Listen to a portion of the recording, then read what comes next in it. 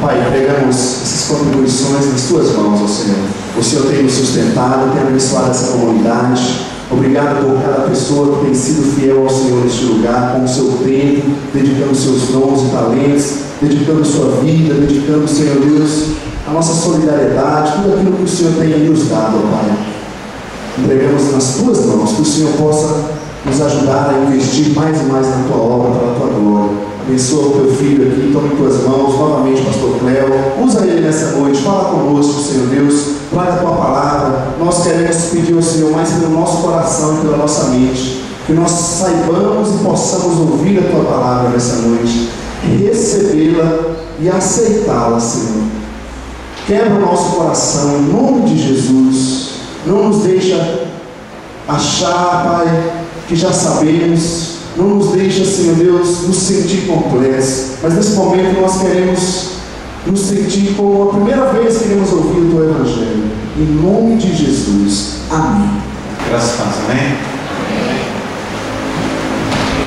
Gostaria de convidar os irmãos a abrir a Bíblia de Juízes, capítulo 5, para a nossa meditação nessa noite.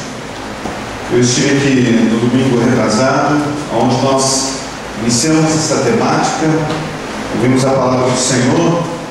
No domingo passado eu estive viajando, estava pregando em encontro de casais, num congresso de casais, em Xanxerê, em Santa Catarina.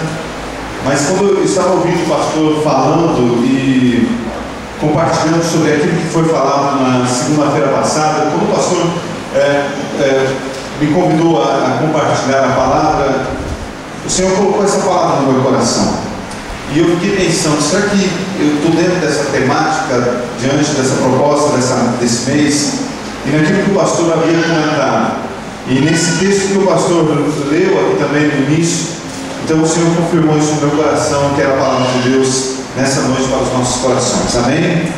O pastor fez uma pergunta antes, quando ele leu o primeiro texto que envolve esse tema dessa noite.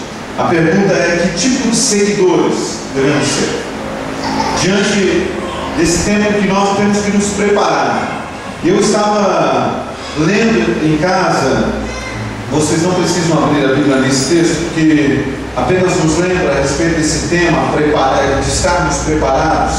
Eu estava lendo Mateus capítulo 24, que nos fala a respeito de sinais nesses últimos dias. Sinais dos tempos, sinais da vinda, da volta de Jesus.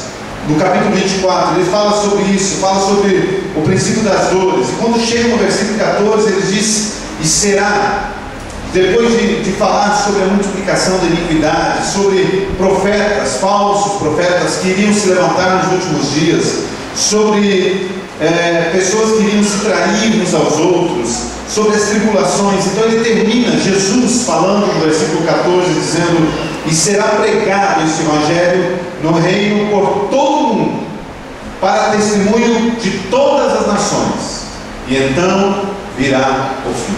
Amém? Eu creio, queridos, que essa é a grande profecia, a última profecia em relação à vida de Jesus. Esse evangelho será espalhado por todo o mundo. E o pastor falou exatamente isso, sobre o que nós devemos fazer diante de estarmos preparados. Qual deve ser nossa ação que está que se encontra antes da vida de Jesus? É levarmos a palavra de salvação para o máximo possível de pessoas. Amém? Como nós devemos fazer? Como isso vai acontecer? E o Senhor colocou esse texto aqui de Juízes, capítulo 5, a partir do versículo 14, que nos fala aparentemente de uma situação diferente, mas eu creio que tem tudo a ver com o nosso tempo, com esses dias que nós estamos vivendo, onde nós temos esse desafio de pregar o Evangelho a todas as nações, a todas as pessoas. Nós temos sido chamados por Deus, nessa última hora do relógio de Deus, a nos envolvermos com a causa de Cristo. Todo o tempo. O pastor disse, sobre o cansaço, esses dias realmente, uns assim cansados. Sei que o pastor também, acho que foi bem corrido para mim esse final de semana. Eu tenho certeza que o pastor e a pastora correram mais ainda do que eu. Mas é o tempo de nós nos envolvermos com a obra de Deus, cada dia mais. Amém? O texto nos diz assim, versículo 14: de Efraim, cujas raízes estão na antiga região de Amaleque, desceram guerreiros, depois de ti, ó Débora. Seguiu Benjamim com seus povos, de Maquir desceram comandantes, e de Zebulon os que levam a vara de comando. Também os príncipes de Issacar foram com Débora. Issacar seguiu a Baraque, em cujas pegadas foi enviado para o vale. Entre as facções de Ruben houve grande discussão. Por que ficaste entre os currais para ouvires a flauta? Entre as facções de Ruben houve grande discussão. Gileade ficou da além do Jordão, e Dan, por que se deteve junto a seus navios? Azer se assentou nas costas do mar e repousou nas suas baías. Versículo 18 ainda. Zebulon é povo que expôs a sua vida à morte, como também Naftali nas alturas do campo. Amém por essa palavra? Queridos, como eu disse antes, é interessante nós observarmos o contexto desse texto. O que é esse texto que nós falamos, que nós lemos aqui? É uma música, é um cântico de uma mulher, uma guerreira, uma juíza, chamada Débora. Ela escreveu todo esse capítulo 5, é uma canção. Eu apenas queria compartilhar com vocês um pouco a respeito desse cântico, apenas esses versículos que nós lemos aqui, mas que nos traz à tona esse contexto desse tempo que nós vivemos hoje. Por quê? Se nós olharmos para o contexto, para o capítulo 3, capítulo 4, ainda antes, se nós pensarmos no livro de Juízes, nós vamos ver que esse período da história do livro de Juízes, cerca de 240 anos, cerca de 14 juízes que se levantaram como homens que regeram o povo de Israel em determinado tempo, nós vamos ver que o povo de Israel viveu uma história cíclica, ou seja, em determinado tempo eles serviam a Deus, adoravam a Deus, seguiam a vontade de Deus, seguiam a palavra de Deus, mas quando tudo ia bem, quando a prosperidade envolvia o povo, quando eles estavam num tempo de bonança, de repente eles começavam a se esquecer de Deus, começavam a se afastar de Deus, e Deus permitia com que uma nação viesse sobre eles, e sobre eles então colocasse um jugo, e o povo então ficava por anos debaixo do jugo de uma nação. Então eles clamavam a Deus, e Deus enviava um juiz, um homem, uma pessoa, para que livrasse o povo de Israel daquele jugo. E o povo então era liberto daquela nação, e começava a prosperar, e eram abençoados, e andavam bem, e de repente se afastaram novamente de Deus, e assim a história do povo de Israel, nesse período principalmente, se tornou cíclica. Tempos de bonança, se esqueciam de Deus, e aí passavam a uma opressão, eram cativos, eram oprimidos, estavam debaixo do jugo de um povo, clamavam a Deus, e Deus os livrava, e assim por diante. Muito parecido, creio, com os tempos de hoje, com a vida de muitos cristãos, que quando tudo está bem, esquece-se de Deus, e no momento do clamor, no momento da dificuldade, clamam a Deus. Ainda bem que o nosso Deus é um Deus que nos ama, e a sua misericórdia se renova todas as manhãs, e a misericórdia de Deus nos alcança. Amém? Esse período aqui era um período onde o povo de Israel, do mesmo jeito, estava vivendo há 20 anos debaixo do jugo do povo de Canaã. Havia um rei chamado Jabim. Esse homem, esse rei, poderoso no seu tempo, ele tinha um exército muito grande, muito forte, cujo general se chamava Císera. E esse general oprimia, já há 20 anos estava oprimindo o povo de Israel, e o povo então clama a Deus, pedindo socorro a Deus. Deus então levanta um homem chamado Baraque, mas Baraque não tem coragem suficiente para enfrentar o inimigo Císera e o seu rei Jabim. E ele então busca Débora, e Débora então levanta 10.000 homens, ela clama, ela pede socorro às tribos de Israel. 10.000 soldados se levantam para combater entanto, o rei de Canaã era muito mais poderoso. O texto bíblico fala a respeito de 900 carros de ferro. Ou seja, esses 10.000 soldados, esse exército de Israel, ele era infinitamente menor do que o inimigo. Mas a palavra de Deus nos diz que Deus honra Débora, Deus dá a vitória para o povo de Israel, e o rei Jabim e o comandante, o seu general Sísera, eles são envergonhados, destruídos e derrotados pelo poder de Deus através do povo de Israel. Amém? A Bíblia já nos fala sobre isso. Maior é aquele que está em nós do que aquele que está no mundo. Mais são aqueles que estão conosco do que aqueles que estão com eles. Queridos, nesse tempo que nós estamos vivendo, nos dias de hoje, nesse período próximo à vinda de Jesus, nós vemos como é grande a ação do inimigo contra a humanidade, contra a igreja do Senhor, tentando fazer com que a violência, com que o mal, com que a pornografia, a prostituição, a imoralidade venha se arrastar por todo mundo, por toda a sociedade. O tempo todo, quando nós entramos através das mídias, através da televisão, através da internet, nós vemos o pecado aflorando, o pecado se espalhando. Aquilo que é certo passa a ser errado, aquilo que é errado passa a ser certo. Em Romanos capítulo 1, o apóstolo Paulo escreve dizendo que mudaram a verdade de Deus em mentira, mudaram os valores. É o tempo que nós vivemos nesses últimos dias. Por isso que em Mateus capítulo 24, Jesus ele fala que antes da vinda de Jesus, coisas terríveis iriam acontecer, que o mal iria se espalhar. Ou seja, nós estamos vivendo a profecia de Cristo se cumprindo no nosso meio. Precisamos estar atentos. Jesus está voltando. É tempo de nós como igreja nos levantarmos e nos envolvermos com a obra de Deus. Porque veja o que aconteceu aqui. Eu queria assim enfatizar os versículos que eu li. Débora, através desses homens, dessas pessoas que se levantaram, ela venceu o inimigo. E ela então escreve essa carta, esse cântico, durante todo esse capítulo 5, falando sobre essa batalha. Leiam em casa depois. Vocês vão ver, ela faz uma narrativa dessa vitória que eles tiveram, da maneira como Deus abençoou aquela batalha que eles enfrentaram.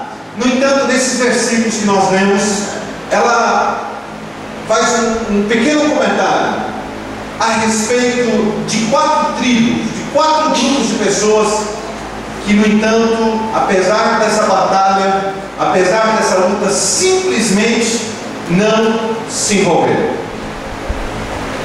4 tribos que ficaram paralelos ao que estava acontecendo.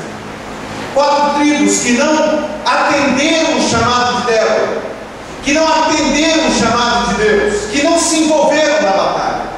Eu creio, queridos, que essas tribos simbolizam hoje ainda parte da igreja que ainda não se despertou para se envolver na obra do reino de Deus, que ainda estão paralelos. É interessante porque há inclusive programas de televisão evangélicos que são chamados de shows da fé. Inclusive há pessoas que muitas vezes, quando alguém pergunta a respeito do culto, eles dizem o seguinte: eu estava assistindo o culto. Ou seja, há pessoas que apenas assistem, apenas ficam como espectadores, não se envolvem. O texto aqui fala a respeito dessas 4 tribos que simbolizam homens e mulheres que hoje, nesse tempo que nós vivemos, não têm se envolvido nessa grande batalha que diante de nós está. A primeira delas, que eu gostaria de enfatizar, é a tribo de Rubens. Acompanhe comigo no versículo 15. O texto de Débora começa falando a respeito da tribo de Issacar, e ela diz o seguinte: eles foram com Débora. Issacar seguiu Abaraque, diz o texto, em cujas pegadas foi enviado para o mar. Agora olha a continuação, ela diz: entre as facções, algumas traduções aí dizem, entre as tribos de Ruben, no entanto, houve grande discussão.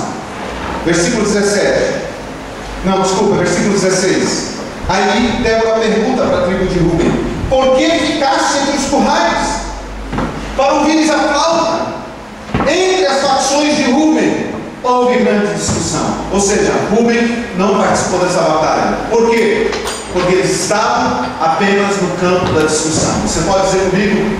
A tribo de Rúben não se envolveu, porque eles apenas discutiam. Débora pergunta, ela diz: olha, por que vocês não foram? Vocês estavam discutindo, ou seja, havia grande discussão. Nós não sabemos o que realmente eles estavam discutindo. Quem sabe eles discutiam o seguinte: que Débora era uma mulher.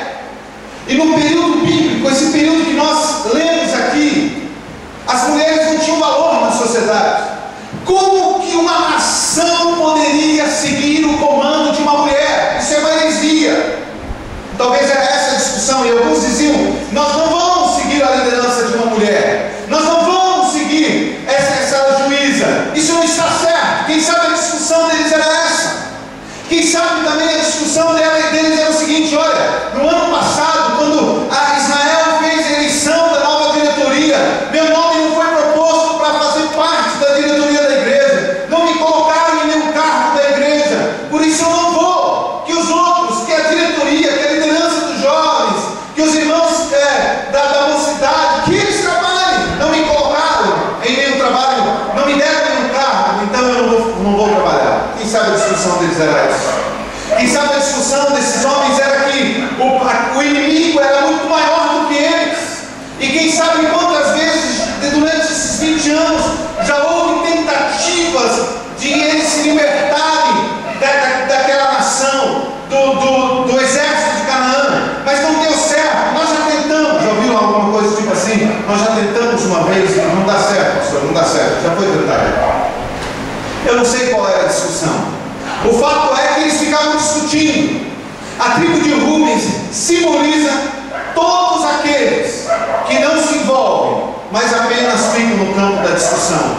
São aqueles que sempre estão dando palpite. São aqueles que dentro da área do conhecimento, quem sabe muito. Eles têm resposta para tudo, sabem a solução de todas as coisas, mas não se envolvem. Não se envolvem com o reino, não sujam as mãos no barro. Eu lembro que uma vez uma pastora contou uma história que eu achei interessante, quem sabe alguns já ouviram essa história. Ela falou a respeito de um missionário, que ele foi para a Argentina.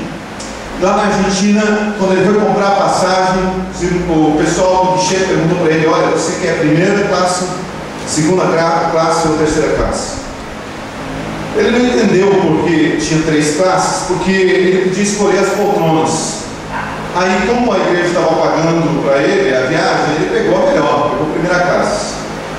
E aí ele entrou no ônibus e foi viajar. Quando estava num certo momento, eles passaram por uma estrada de chão, havia chovido muito, o ônibus resbalou, caiu numa valeta e ficou preso. Aí ele entendeu por que tinha 3 classes. O motorista chegou e disse o seguinte: olha, os passageiros aqui da primeira classe, fiquem sentados, por favor. Pode ficar no ônibus.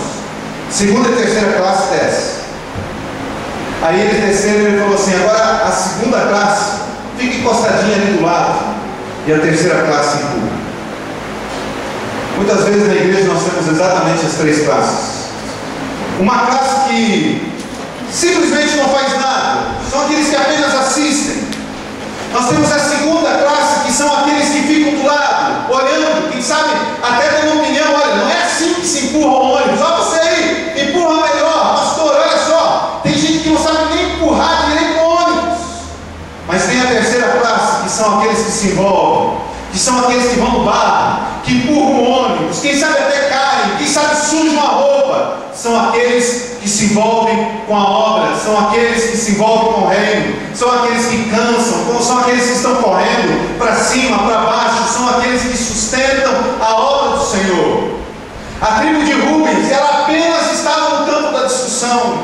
Nós somos chamados a sairmos do campo da discussão e irmos para a prática, porque não podemos apenas falar, precisamos agir. É interessante porque hoje nós temos inclusive ferramentas como o Facebook, que tem pessoas que conseguem falar de tantas coisas, mas são pessoas que simplesmente você não vê elas envolvidas na obra, envolvidas no reino.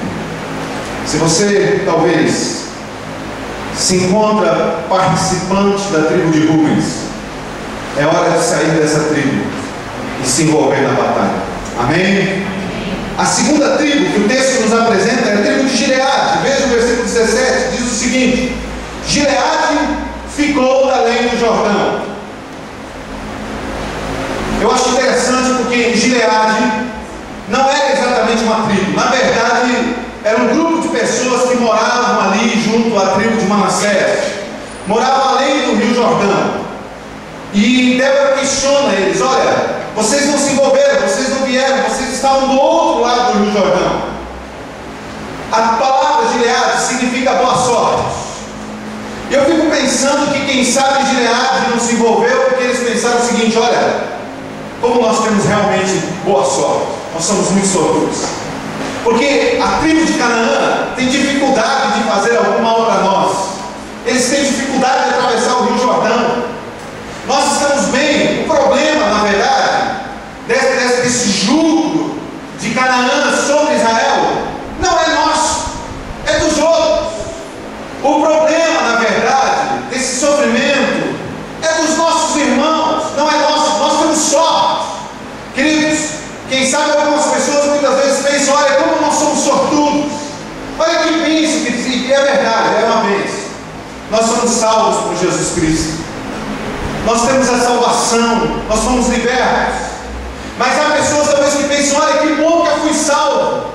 Agora, os outros, o problema é deles. O que está acontecendo lá fora, pessoas que estão se perdendo, estão indo para o inferno, o problema é deles. A tribo de Gileade simboliza todos aqueles que são insensíveis e indiferentes com o que está acontecendo com o seu próximo. Pessoas que não se importam com aqueles que estão perdidos. Pessoas que não se importam em pregar o Evangelho nesses últimos dias, para que o Evangelho realmente alcance os confins da terra. Pessoas que não se importam em saber que exatamente nesse momento nós temos pessoas que estão no fundo de uma prisão, depois de terem sido violentamente torturados, porque não negaram o nome de Jesus. Pessoas que não se importam em saber que nesse momento há pessoas que estão morrendo, jovens, homens e mulheres, depois de acidentes, depois de enfermidades, sem nunca terem ouvido falar de Jesus Cristo. Pessoas que estão felizes até porque foram salvas, mas que não se importam com a necessidade de salvação daqueles que estão perdidos. Jesus, em certo momento, depois de um dia mais corrido que o nosso, no final de uma tarde, se retirou para descansar. Mas as multidões ficaram sabendo que Jesus se retirou para descansar, e o texto diz que a multidão seguiu a Jesus. E aí o evangelista escreve dizendo que Jesus teve compaixão das multidões, porque eram como ovelhas que não tinham um pastor. Jesus tinha compaixão daqueles que estavam perdidos. Jesus entregou a sua vida por aqueles que estavam perdidos. Jesus, ele dedicou a sua vida e deu uma comissão à sua igreja, uma ordem à sua igreja, dizendo: a tarefa de vocês é ir e pregar o Evangelho a toda a criatura. Vocês não podem ficar insensíveis. Não podemos, como igreja, ficarmos indiferentes, participando de um show da fé, assistindo um culto, apenas como espectadores, mas somos chamados a nos envolvermos. Eu vi uma vez um pregador dizendo que o que tirava o sono dele não era quando um irmão perdia o emprego. O que tirava o sono dele não era sequer quando alguém ficava enfermo, mas o que tirava o sono dele é saber que pessoas estavam indo passar a eternidade no inferno sem conhecer a Jesus Cristo. Você se importa?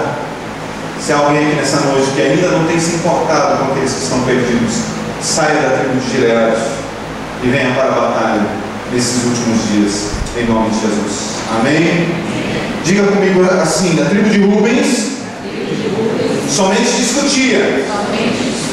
A tribo de Gileade estava insensível. E a tribo de Dan Trocou os valores. Porque o texto diz aqui no versículo 17, sobre uma terceira tribo que não foi abatada, que foi a tribo de Dan.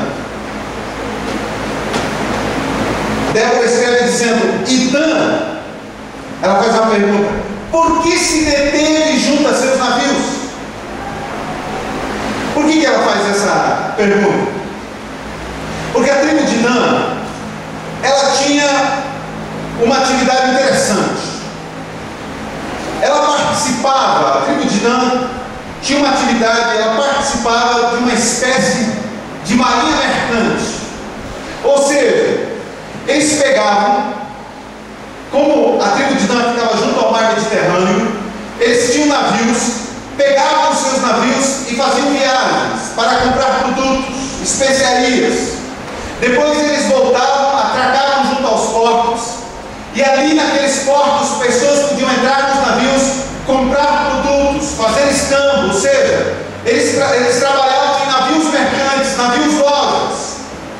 Era a atividade que eles tinham. E queridos, não havia pecado nenhum nisso, era o trabalho deles.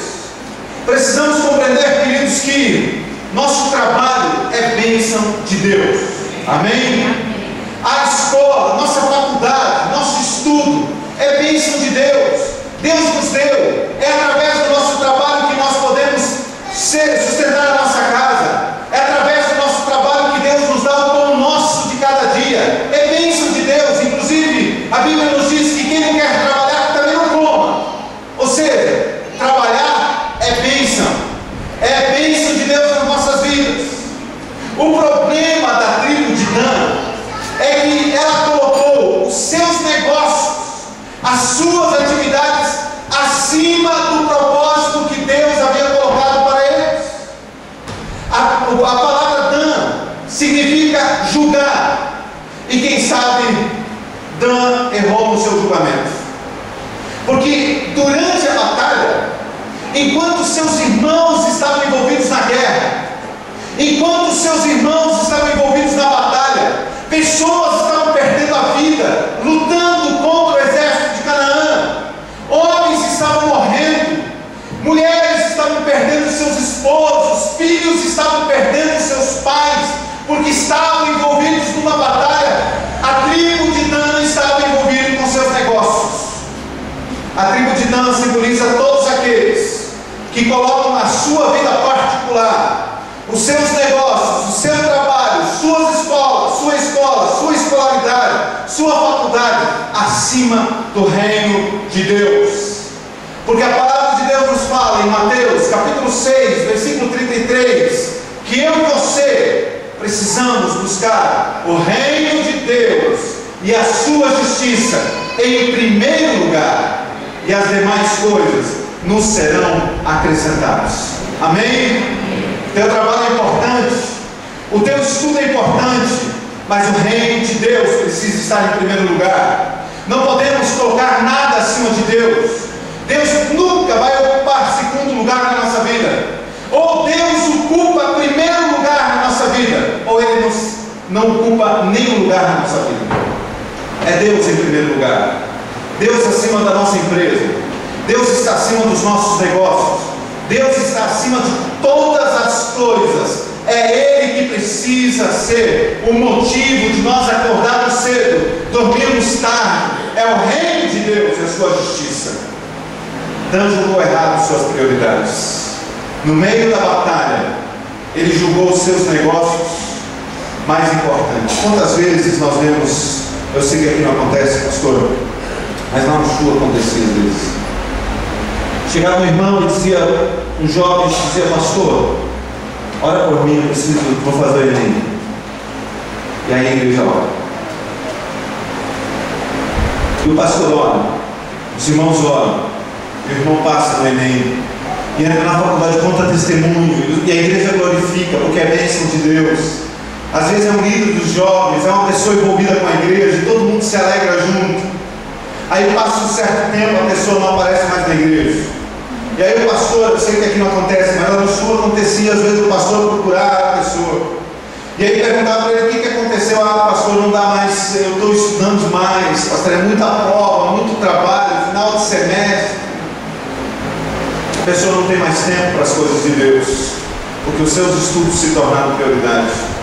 Aqueles irmãos que não podem mais vir porque trabalharam a semana inteira, estão cansados, não podem mais vir ao culto, porque o seu trabalho se tornou prioridade para eles, porque tantas outras coisas se tornaram prioridades para eles.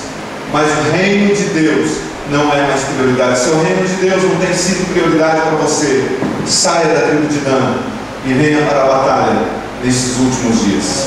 Amém? E a última tribo aqui, queridos, que o texto nos traz, é a tribo de Aser.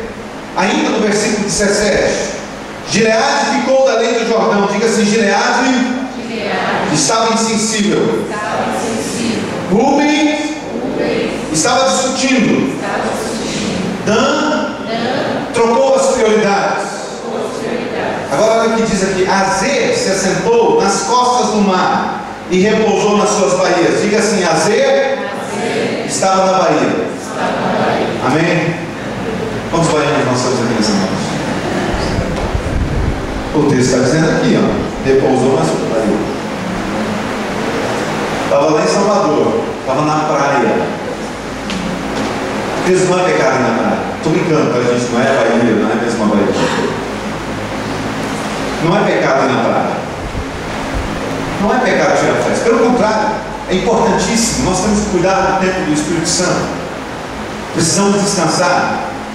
Quando a Bíblia nos ensina a respeito da criação, nos fala que Deus descansou no sétimo dia. Ou seja, eu e você precisamos tirar um tempo de descanso, cuidar da nossa mente, do nosso corpo, da nossa família, descansar. Férias são importantes. Eu, particularmente, sou contra irmãos que vivem vendendo férias. É para a gente descansar. Às vezes até vender uns 10 dias, tudo bem, mas tem que tirar férias. É importante. Eu dizia às vezes para os irmãos que quando eu estava de férias era o tempo que eu mais produzia, que eu mais pensava, mais elaborava coisas. Eu dizia para os irmãos, me deem mais férias. Me deem uns 4, 5 meses de férias. Vai ser bênção para vocês. Não, brincadeira. É bênção, queridos. É bênção nós descansarmos. Mas na hora da batalha, na hora da guerra, os irmãos, as demais tribos, estavam envolvidos, como eu disse antes, estavam sangrando no campo, estavam lutando, e os irmãos estavam na baía, estavam descansando. Irmãos, não é pecado assistir televisão, depende do que você assiste. Mas na hora do culto, domingo à noite, na hora de ir na igreja, na hora do evento, que tem irmãos que estão correndo para cima, para baixo com a Kombi, buscando gente, e pessoas simplesmente não se envolvem. Há pessoas que estão sempre descansando, insensíveis, pessoas que não se comprometem. Há tempo para todas as coisas, diz Salomão. Tempo para todas as coisas. Há tempo para descansar, mas há tempo para trabalhar. Há tempo de batalha, queridos. Nós precisamos nos envolver. Há pessoas que estão o tempo todo descansando, nunca tem tempo, absolutamente nenhum tempo, para fazer algo para Deus. Seu coração está fechado para trabalhar para Deus. Não se envolvem, não se alistam para a batalha. Estão simplesmente paralelo a tudo que acontece. Queridos, é tempo de nós nos envolvermos mais. Jesus Cristo está voltando. O inimigo está trabalhando 24 horas por dia e ainda fazendo hora extra, tentando destruir o máximo possível de pessoas, porque o inimigo conhece a Bíblia, e ele, pelos sinais, tem entendido que Jesus está voltando e tem se levantado de maneira raivosa e terrível contra todo o povo, contra a humanidade, mas principalmente contra a igreja. E a igreja não pode ficar dormindo. Como povo de Deus, precisamos estar despertados para fazer a obra de Deus. Queridos, o texto nos fala de 4 tribos, de 4 grupos, mas haviam outros que estavam lutando. O versículo 18, Débora escreve dizendo: Zebulon é povo que expôs a sua vida à morte. Amém? Naftali estava, como também Naftali, nas alturas do campo. Naftali também expôs a sua vida à morte, ou seja, para eles, entre a morte e a vida, o importante era servir a Deus. Para eles, Deus era a prioridade, obedecer a Deus era a prioridade. Para mim e para você, a prioridade nas nossas vidas precisa ser Deus em todo momento, em todo tempo. Se colocar na presença do Senhor, dizer para o Senhor: Senhor, eis-me aqui, envia-me a mim, faça na minha vida e através da minha vida a tua vontade. Senhor, diante dessa batalha que nós estamos, diante desse inimigo que se levanta, nós queremos ser obedientes à tua voz, somente obedientes a ti. Amém? Você que faz parte da tribo de Azer, saia dessa tribo e participe dessa batalha em nome de Jesus. Você pode ficar em pé. Vamos orar.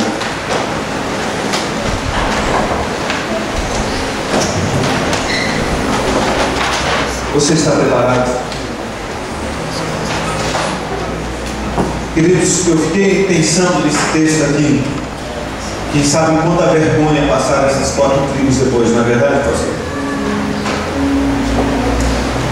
Por gerações e gerações e gerações, o nome deles está aqui, apontados como negligentes, covardes, insensíveis, desleixados e apenas teóricos. Gerações e gerações, está aqui, capítulo 5 dos Juízes, que não se envolveram. Mas um dia será apresentada outra lista diante de nós, que vai dizer algumas coisas tipo: eu estive preso e não me visitaste, eu estive nu e não me vestiste, eu estive com fome e não me deste de comer. Que não tinha tempo para mim, porque tinha outras prioridades. Quem sabe um dia vai ser apresentado diante de nós uma lista que vai dizer: eu te dei um talento, o que você fez com ele? Você enterrou ele. E aí nessa lista vai estar escrito o seguinte: tira o talento que foi dado a esse negligente e dá para aquele que tem 2 e aquele que tem 5. Essa lista um dia vai ser lida diante de nós também. Não vai ser o cântico de Débora, vai ser o dia que todo joelho terá que se dobrar diante da presença do Senhor e toda língua terá que confessar que Jesus Cristo é o Senhor. E que eu e você temos que nos apresentar diante do Senhor com os nossos frutos, com a consequência daquilo que nós fazemos. O que nós temos para apresentar para Deus? Eu me lembro de um teatro bem antigo, que inclusive eu participei quando eu era jovem, ou seja, já faz muitos anos, que a gente representava ali no meio das pessoas e tinha alguém representando Jesus e ele dizia: apresenta-te a mim e mostre-me as tuas mãos. E se Jesus nos dissesse hoje: apresenta-te a mim e mostre-me as tuas mãos, o que você está fazendo? O quanto você está envolvido?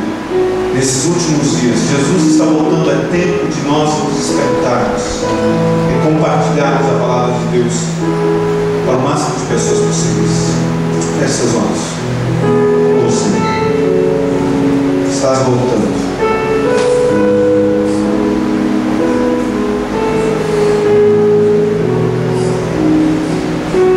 Nós queremos clamar, dizendo para o Senhor: Maranata. Ora bem, Senhor Jesus, a tua criação, Senhor, já tem clamado: oh Deus, porque nós não aguentamos mais esse mundo perverso, violento, cruel. Senhor Deus, a tua palavra diz que se não redimisses o tempo, sequer suportaríamos. Nós queremos ser encontrados fiéis. Nós queremos, Senhor Deus, ser encontrados como servos fiéis na tua presença. Não permita, Senhor Deus, que nós venhamos apresentar mãos vazias, cestos sem frutos, velas apagadas, lamparinas sem azeite.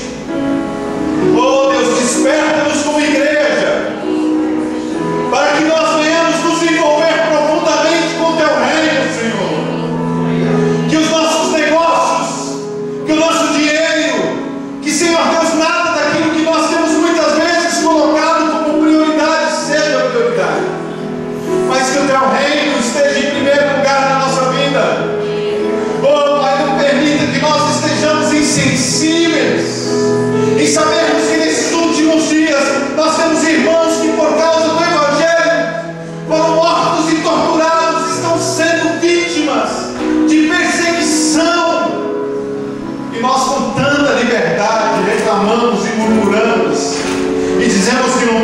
tempo, que não fazemos nada ou fazemos tão pouco.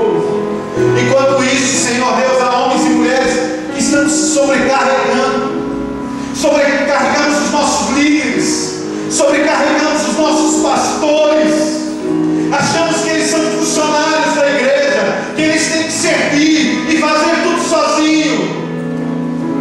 Queremos que Débora faça tudo sozinho, queremos que Baraque faça tudo sozinho.